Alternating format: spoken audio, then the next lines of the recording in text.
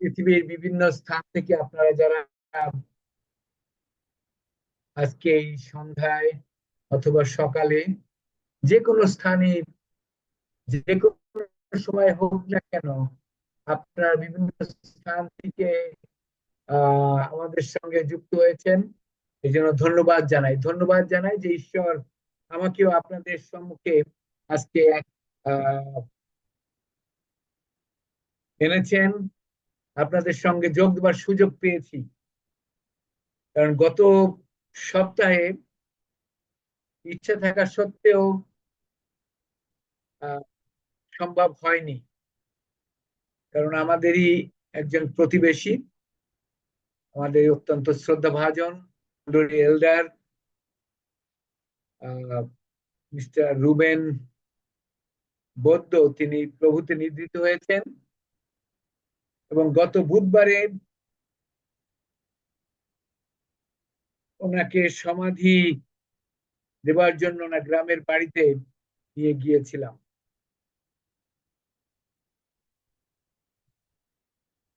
এই গত সপ্তাহেও হঠাৎ করে শনিবার দিন সংবাদ পাই আমাদেরই মন্ডলীর একজন লোক, আমাদেরই আত্মীয়, তিনিও অসুস্থ হয়ে যান এবং সেই মুসুরিয়াতে আমরা যাই এবং সেখানে তার উৎসর্গকৃত সভা পরিচালনা করি। অর্থাৎ ঈশ্বর বিভিন্ন ভাবে আমাদের পরিচালনা করেন। যখন আমরা হয়তো মনে করি যে এখানে আমার থাকা উচিত, কিন্তু ঈশ্বর জানেন কোথায় আমাদের অবস্থান হওয়া উচিত। ধন্যবাদ দেই, আজকে আমি অনেক নূতন নূতন লোকদের দেখছি। অনেকেই আমার পরিচিত, কিন্তু আজকের এই জুমে আপনারা হয়তো প্রথমবার বা আমি প্রথমবার দেখছি। আপনাদের প্রত্যেকে ধন্যবাদ জানাই। দু একজন লোকের নাম আমি বলতে চাই, যেমন করে অ্যাডভোকেট তিলক তারা, ওনাকে দেখছি, উনি পূর্বেও যোগ দিয়েছেন। তারপরে আমাদের স্নেহের গিলবার্ট অধিকারী আছেন, মিস্টার সানি হালদার আছেন ক্যালিফোর্নিয়া থেকে। এইভাবে ভিনসেন্ট বারঙ্গ, তিনিও কেনিয়া থেকে আমাদের সঙ্গে যোগ দেন। আমি জানি যতটুকু হয়তো উনি আমাদের বাংলা বুঝতে পারেন না, কিন্তু তারপরেও এই জুমে তিনি যোগ দেন। ঈশ্বর প্রত্যেকেই আশীর্বাদ করুন যারা সর্বদা আসেন এবং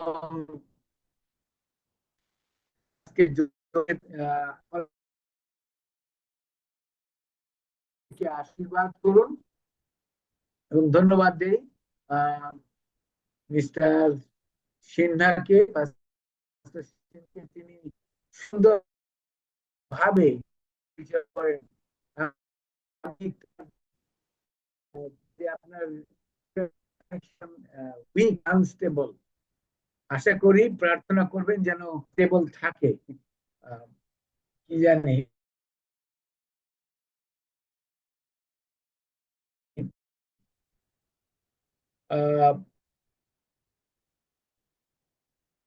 আমরা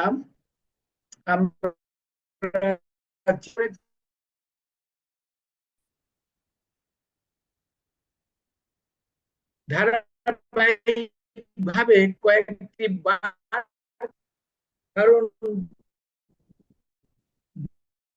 বর্তমানে যদি আমরা দেখি, পৃথিবীতে দৃষ্টিপাত করি, আমরা পাই অধিকাংশ লোকের মুখে উদ্বিগ্ন প্রশ্ন, ভবিষ্যতে কি ঘটবে। ভবিষ্যৎ নিয়ে মানুষ নানান ভাবে উদ্বিগ্ন। তারা হয়তো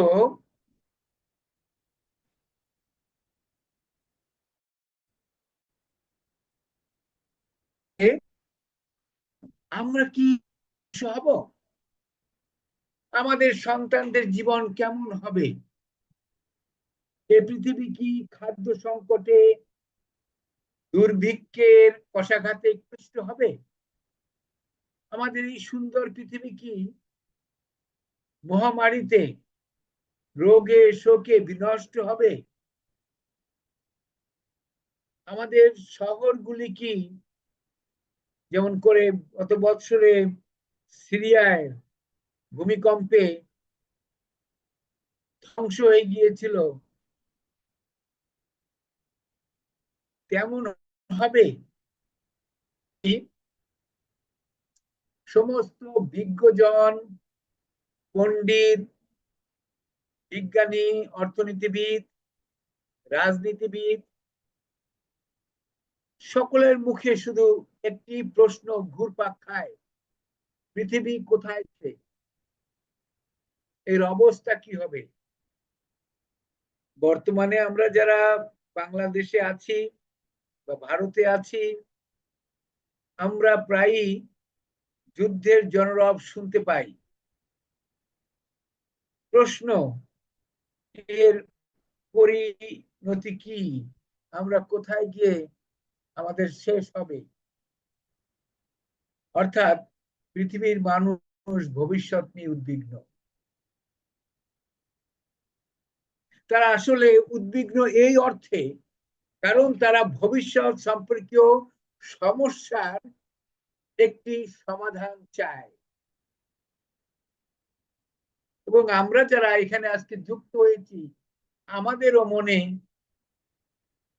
চিন্তা, এই সমস্যা, নানান রকম সমস্যা পৃথিবীর, এর সমাধান কি? এর সমাধান কোথায়?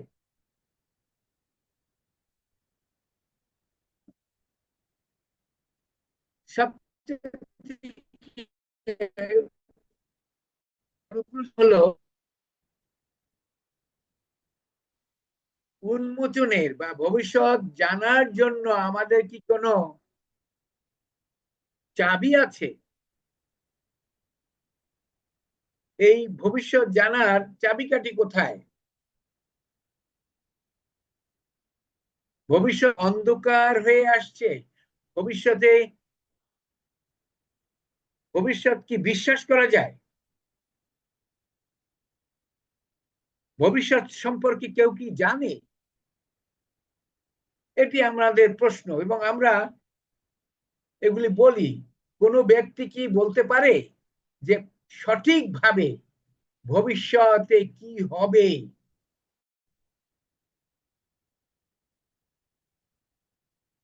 অর্থাৎ ভবিষ্যৎ সম্পর্কে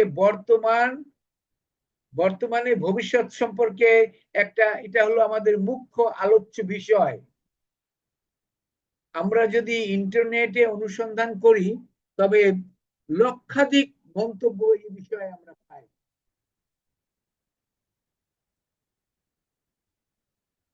এবং লক্ষ লক্ষ মানুষ ভবিষ্যৎ জানার জন্য মনোবিজ্ঞানীদের শরণাপন্ন হয়। অনেক সময় তারা জ্যোতিষীদের জানার জ্যোতিষীদের কাছে যায়।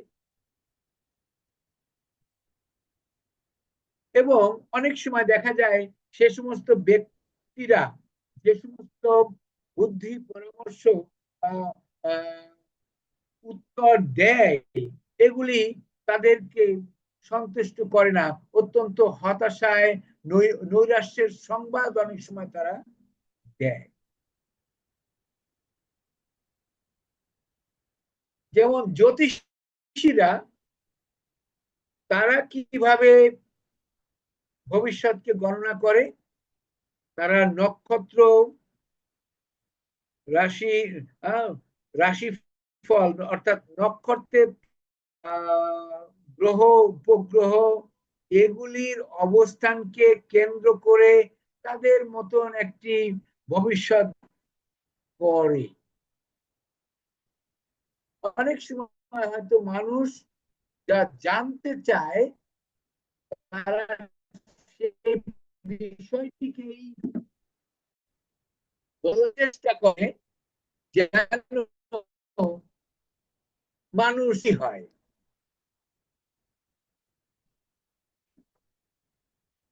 কিন্তু আমরা জানি নির্ভরযোগ্য হয় না।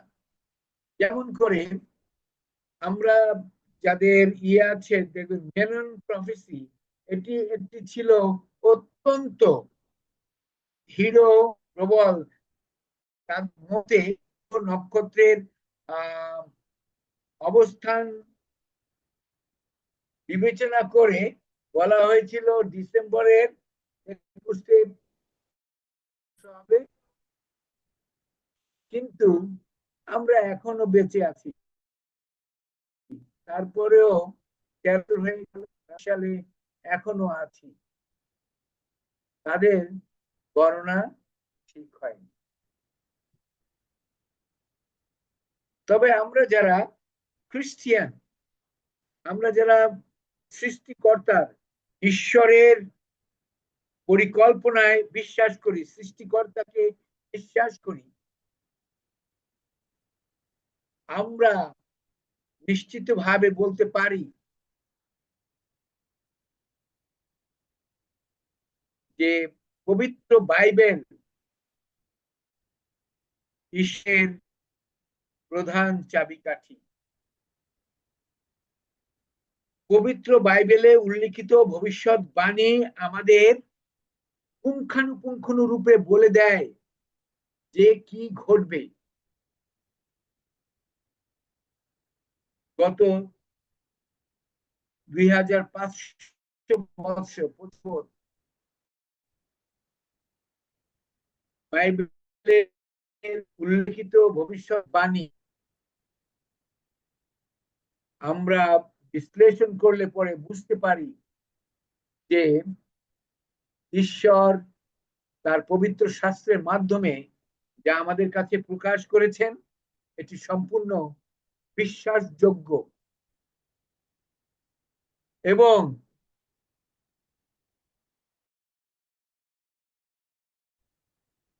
যে সমস্ত বিষয় ভবিষ্যৎবাণী করা হয়েছে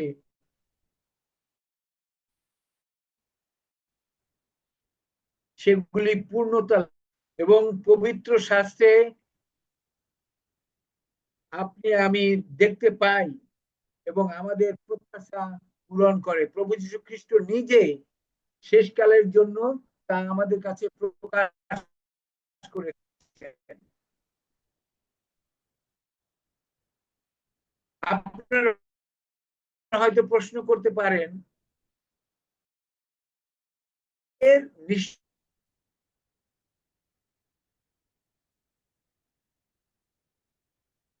পবিত্র বাইবেলের প্রায় 8 শতাধিক ভবিষ্যৎবাণী সম্বন্ধীয় শাস্ত্রীয় পদ মধ্যে, যদিও আমি এখানে বলছি যে 90% পূর্ণ হয়েছে, কিন্তু আমরা যদি পুঙ্খানুপুঙ্খানু রূপে আরো গভীরভাবে বিশ্লেষণ করি তাহলে দেখব তার থেকে অধিক আমরা একেবারে বাইবেলের শেষ প্রান্তে এসে উপনীত হয়েছি। হয়তো অল্প সংখ্যক 10%-এরও কম জিনিসগুলি যেগুলি ভবিষ্যৎবাণী বাইবেল বলে সেগুলি ঘটছে এবং ধারাবাহিকভাবে ঘটবে। অতীতের আলোকে আমরা নিশ্চিত হতে পারি যে পবিত্র শাস্ত্রীয় বাক্য সম্পূর্ণ বিশ্বাসযোগ্য। আজকে আমি পবিত্র বাইবেলের ভবিষ্যৎবাণী যে কত সমৃদ্ধ এবং এই সমৃদ্ধশালী যে দুটি পুস্তক, বিশেষ করে প্রকাশিত বাক্যের মৌলিক ধারণা দেওয়ার চেষ্টা করব।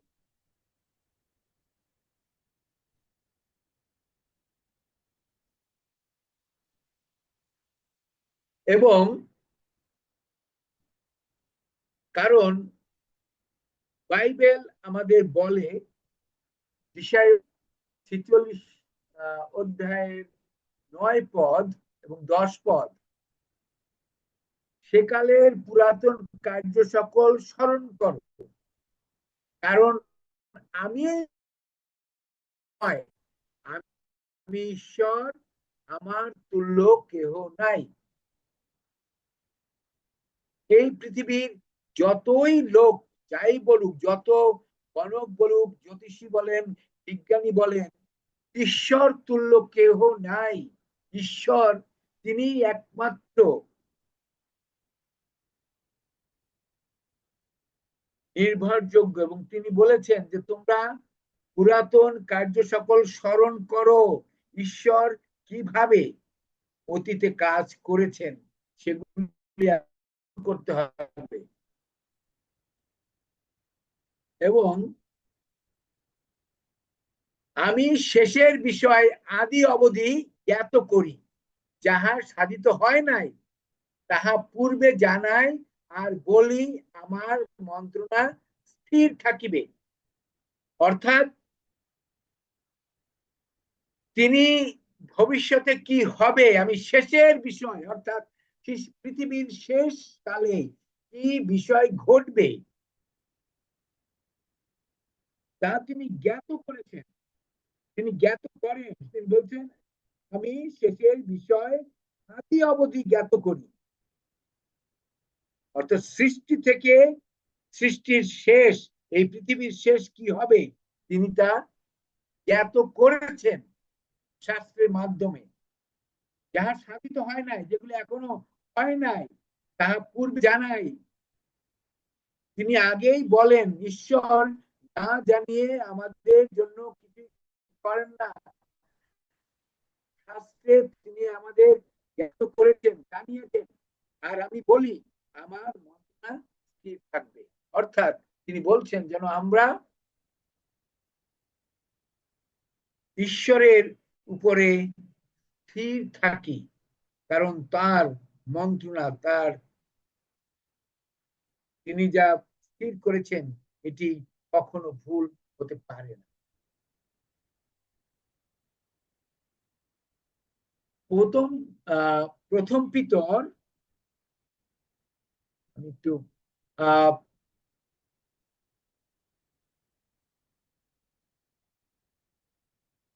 1 অধ্যায় 19 পদ বলছে, আর ভগবানের বাক্য ধীরতর হইয়া আমাদের নিকটে রহিয়াছে, তোমরা যে সেই বাণীর প্রতি মনোযোগ করিতেছ তাহা ভালোই করিতেছ। অর্থাৎ ঈশ্বরের ভাববাণী আমাদের কাছে ধীর হয়ে প্রকাশ করে যে ভবিষ্যতে কি ঘটবে, এবং সেটি বলে তাহা এমন প্রদীপের তুল্য যাহা যে পর্যন্ত দিনের আরম্ভ না হয় এবং প্রভাতীয় তারা তোমাদের হৃদয়ে উদিত না হয় সেই পর্যন্ত অন্ধকারময় স্থানে দীপ্তি দেয়। অর্থাৎ ঈশ্বরের বাক্য, পবিত্র শাস্ত্র প্রদীপের তুল্য। অন্ধকারে আমাদের দেখতে হলে প্রদীপ দরকার, এবং এই অন্ধকার, পৃথিবীর অন্ধকার সময় ভবিষ্যৎ সম্পর্কে জানতে ঈশ্বরের বাক্য আমাদের কাছে সেই দীপ্তি দান করবে, যেন আমরা অন্ধকারে থেকে বিচলিত না হই, হতাশাগ্রস্ত না হই।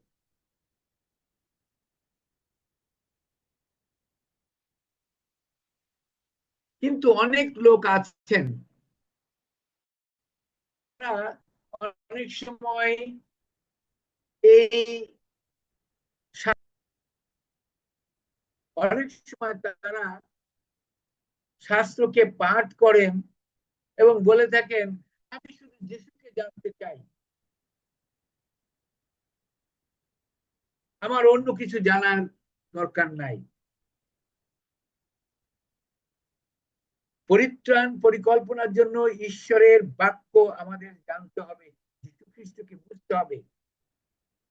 শাস্ত্র অধ্যয়ন শুধুমাত্র জ্ঞান চর্চা বা পাণ্ডিত্যের জন্য নয়, কিন্তু আমাদের প্রত্যেকের দৈনন্দিন জীবন যাপনের জন্য একান্ত ভাবে অপরিহার্য। আমাদের অবশ্যই জানতে হবে আগামী দিনে কি ঘটতে যাচ্ছে, যেন ভবিষ্যতে যা ঘটবে সেজন্য আমরা প্রস্তুতি গ্রহণ করতে পারি।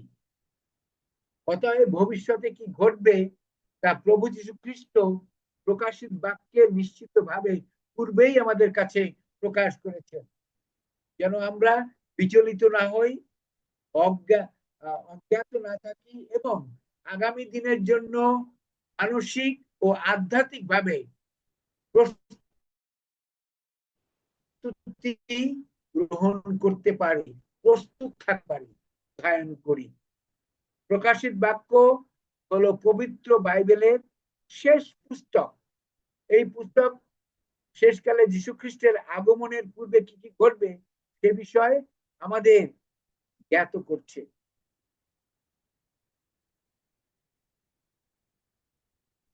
অনেকেই হয়তো প্রশ্ন করতে পারেন যে প্রকাশিত বাক্য হলো একটি কঠিন পুস্তক এবং এর ভিতরে অনেক রকম চিহ্ন, দৃশ্যপট, অদ্ভুত অদ্ভুত পশু পাখি বর্ণনা, সেসব বিষয় জ্ঞাত হওয়া আমাদের পক্ষে সম্ভব না। এগুলি জানা বোঝা বা মানুষের পক্ষে সাধ্য নয়। এই ধরনের চিন্তা অনেকের মধ্যে থাকে। বিশেষভাবে আমি যখন এই দানিয়েল এবং প্রকাশিত বাক্য কলেজে পড়িয়েছি, সে সময় এই কোর্সটি পড়লে পরে অনেক ছাত্ররা এগুলি পড়তে খুব একটা মানে অনেকে এভাবে বলে যে আমি এটা পড়তে ভয় পাই, কারণ সেখানে এমন কিছু বলা আছে, কাল্পনিক বিষয়, পরীক্ষার বর্ণনা, যেগুলি পড়লে মনে হয় যেন ওগুলি কোনো শেষ করার পরে তাদের মনের মধ্যে একটি নূতন আশা, নূতন প্রত্যাশার সৃষ্টি হয়। তারা বুঝতে পারে এবং বলে যে না, আমরা এখন আরো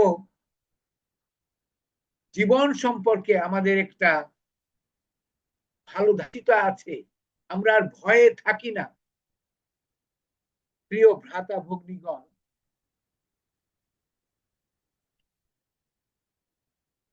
এই প্রকাশিত বাক্য এটি কোনো একটা অবরুদ্ধ বা এমন একটা পুস্তক নয় যার অর্থ আমরা বুঝতে পারি না। প্রকাশিত বাক্য, প্রকাশিত অর্থ হলো আমাকে যা প্রকাশ করা হয়েছে, উন্মুক্ত করা হয়েছে, যা আমাদের কাছে ঈশ্বর বলেছেন। কারণ ঈশ্বর চান না আমরা কোন বিষয়ে অজ্ঞ থাকি। তিনি কোনো বিষয় গোপন রাখতে চান না। পক্ষান্তরে তার বাসনা আমরা যেন ভবিষ্যৎ সম্বন্ধে তার যে পরিকল্পনা, অসীম প্রেম, সে বিষয়ে জানি। তার পরিত্রাণ পরিকল্পনার বিষয়ে আমরা বুঝতে পারি এবং আগামী দিনের ভবিষ্যতের জন্য আমরা প্রস্তুত থাকি।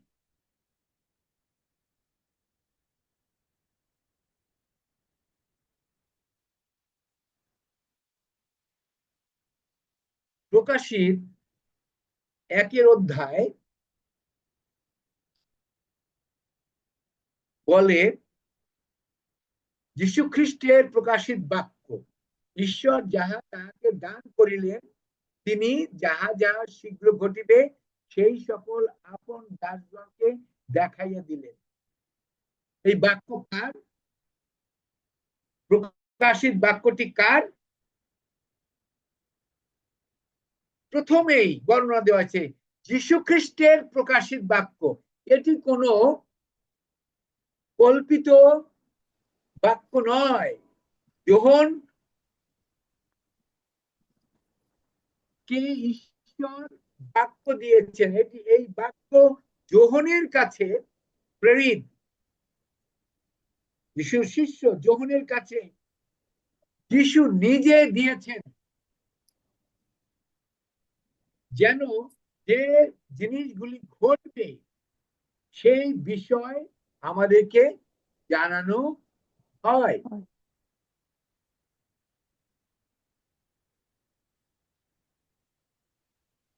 অর্থাৎ যদি আমরা এটি বলি, দেখতে পাই যে যোহন এটি তার নিজের কাছ থেকে লেখেননি, এটি যিশু তাকে দিয়েছেন। যোহন শুধু যিশু যা বলেছেন সেই বাক্য তিনি লিপিবদ্ধ করেছেন, এটি তার নিজস্ব বার্তা নয়। আসুন আমরা একটু গভীর ও বিশদভাবে বিশ্লেষণ করি এই বাক্য যিশু খ্রিস্টের বাক্য, যে খ্রিস্টের জন্য বিশ্বাসীরা যুগ যুগ ধরে নির্যাতিত হয়েছে, তাড়িত হয়েছে, অপমানিত হয়েছে, মৃত্যুবরণ করেছে। সেই ক্রুশাহত ও পুনরুত্থিত মৃত্যুঞ্জয়ী প্রভু খ্রিস্টের বার্তা এই প্রকাশিত বাক্য। এটি শুধু আগামী দিনের বিষয় নয়, এ বাক্য যীশু খ্রিস্টের বাক্য, যারা শত সহস্র কোটি কোটি সন্তানেরা যিশু আশার আলো দেখতে পায়, জীবনের প্রত্যয় খুঁজে পায়। এই বাক্য শুধু ভবিষ্যৎ বলে না, এই প্রকাশিত বাক্য ঈশ্বরের প্রেম, ভালোবাসা, গৌরব, মহিমা, নীতিমালা, তার আধিপত্য এবং আপনার আমার জন্য ঈশ্বরের পরিকল্পনাকে ব্যক্ত করে।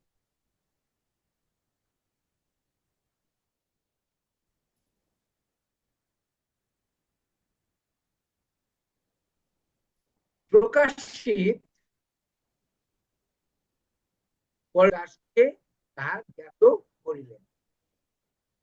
এবং আমরা যদি এই প্রকাশিত বাক্য পাঠ করি, সম্পূর্ণ প্রকাশিত বাক্যের বার্তা হলো যিশু বিজয়ী, ত্রাণকর্তা এবং শয়তান পরাজিত।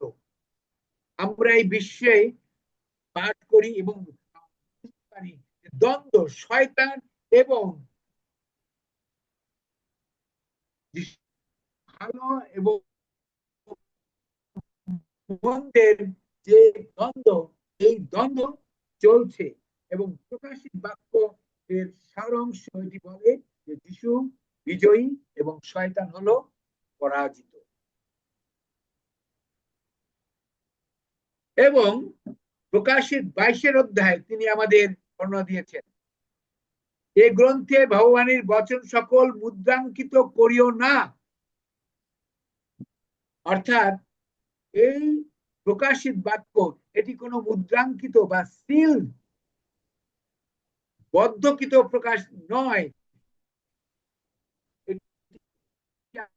আমাদের কাছে হয়েছে, আমরা বুঝতে পারি এটি উন্মুক্ত প্রকাশিত। যীশুখ্রিস্ট এ বাক্য আমাদের কাছে প্রকাশ করেছেন যেন আমরা তার পরিকল্পনা অবগত হই।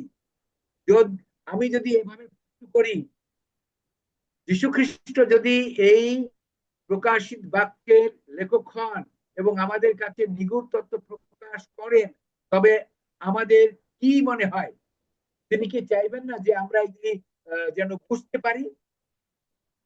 অবশ্যই তিনি চান যেন আমরা এই প্রকাশিত বাক্য, তার সত্য আমরা বুঝতে পারি এবং তার আগমনে এই পৃথিবীতে তার ভক্ত প্রত্যেক নরনারী, প্রত্যেক জাতি, প্রত্যেক ভাষাবাদী লোকবৃন্দ শেষ কালের নিগুড় তত্ত্ব জানে, তার বাসনা।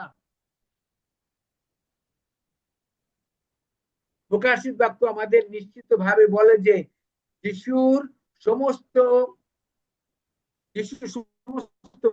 মন্দতা, ভ্রষ্টতার উপরে বিজয় হবে।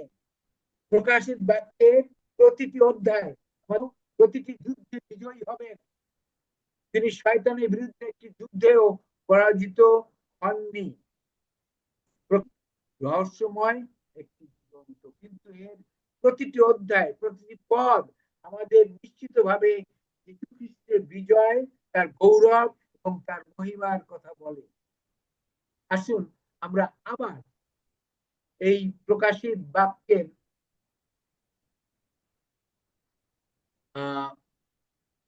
প্রথম পদটি, প্রকাশিত 1:1, যীশু খ্রিস্টের প্রকাশিত ঈশ্বর যাহা তাহাকে দান করিলেন,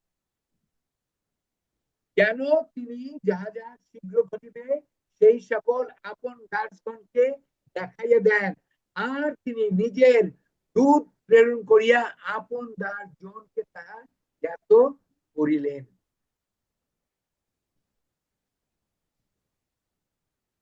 প্রকাশিত বাক্য যীশু খ্রিস্টকে দিয়েছেন ঈশ্বর তাকে দিয়েছেন।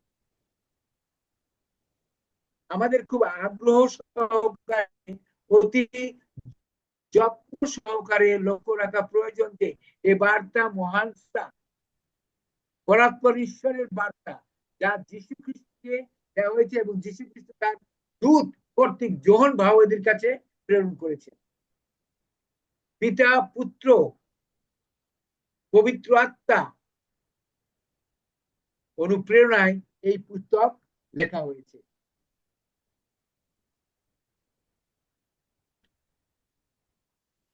এবং কখন এটি লেখা হয়েছিল? যোহন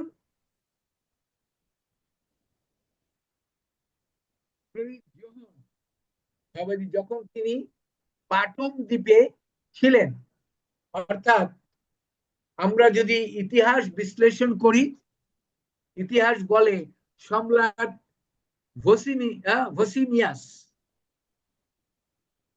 তিনি চেয়েছিলেন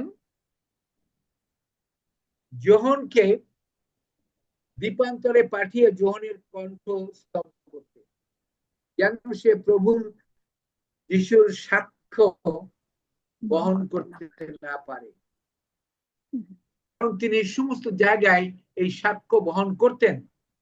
কিন্তু আমরা লক্ষ্য করব, যখন যীশু খ্রিস্টকে যোহনকে সেই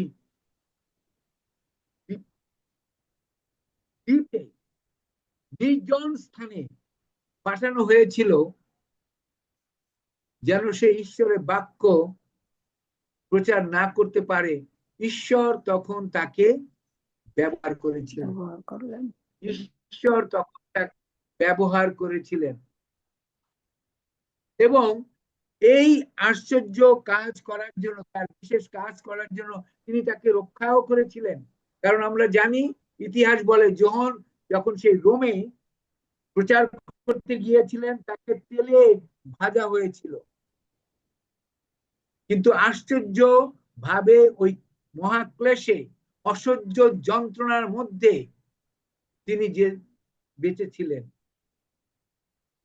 সেই ফুটান্ত তেল তাকে গ্রাস করতে পারে। প্রভু তাকে তার বাক্য প্রকাশ করতে রক্ষা করেছিলেন।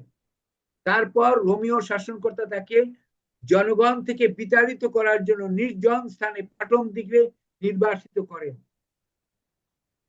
যেন যোহন খ্রিস্টের পক্ষে সাক্ষ্য না দিতে পারেন। কিন্তু সর্বশক্তিমান ঈশ্বরের মহাপরিকল্পনা অনুসারে এই নির্জন দ্বীপে ঈশ্বর স্বয়ং যীশু খ্রিস্টের দূতের দ্বারা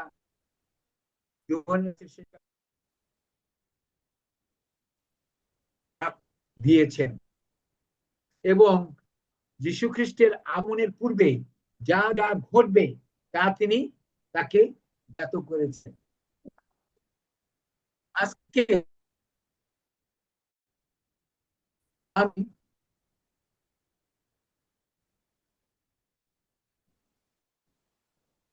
ভ্রাতা ভগ্নীদের কাছে বলতে চাই, প্রিয় ভ্রাতা ভগ্নীগণ, আপনারা কি কোনো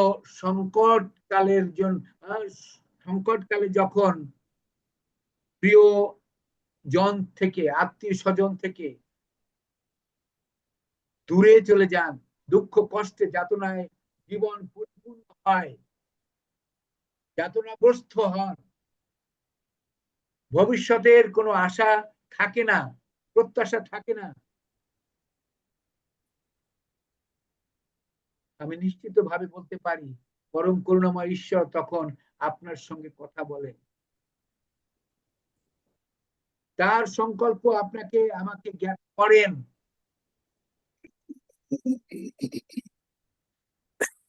আপনাদের মধ্যে হয়তো আজকে অনেকেই নানা রকম সমস্যা আছেন, হতে পারে পারিবারিক সমস্যা,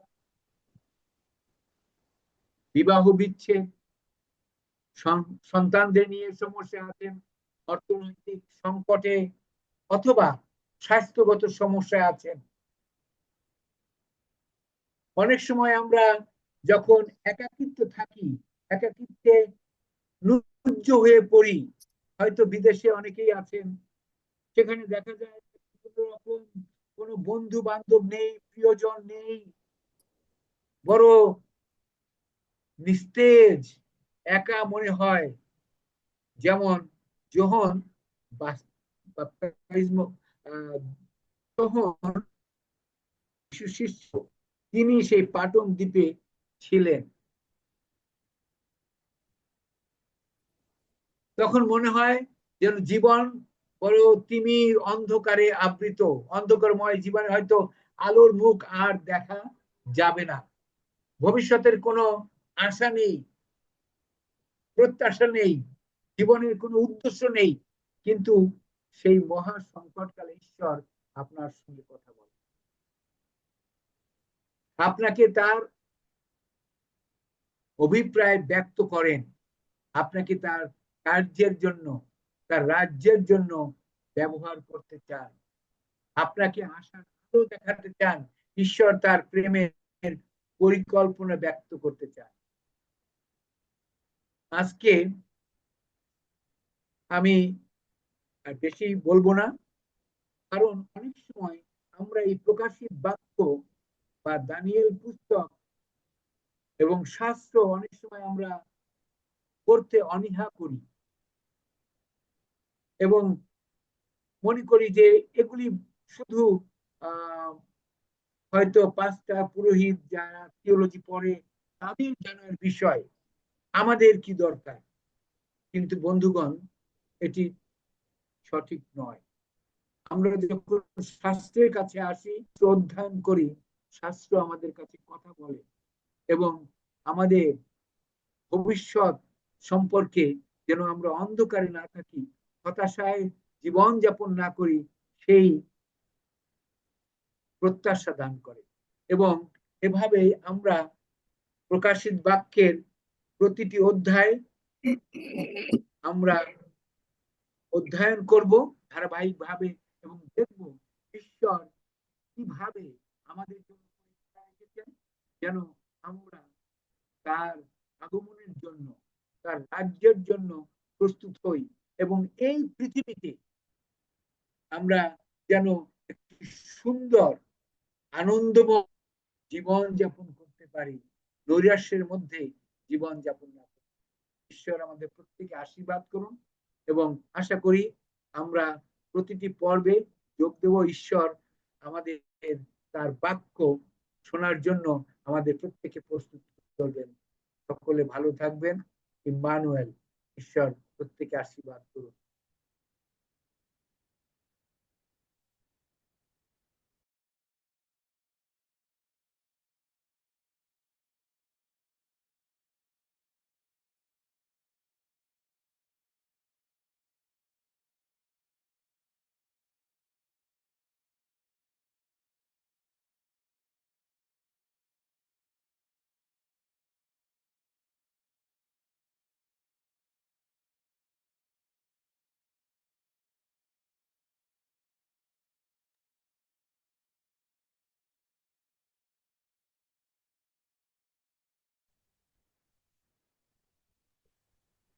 প্রেজ দ্য লর্ড। ধন্যবাদ দেয় একটিবার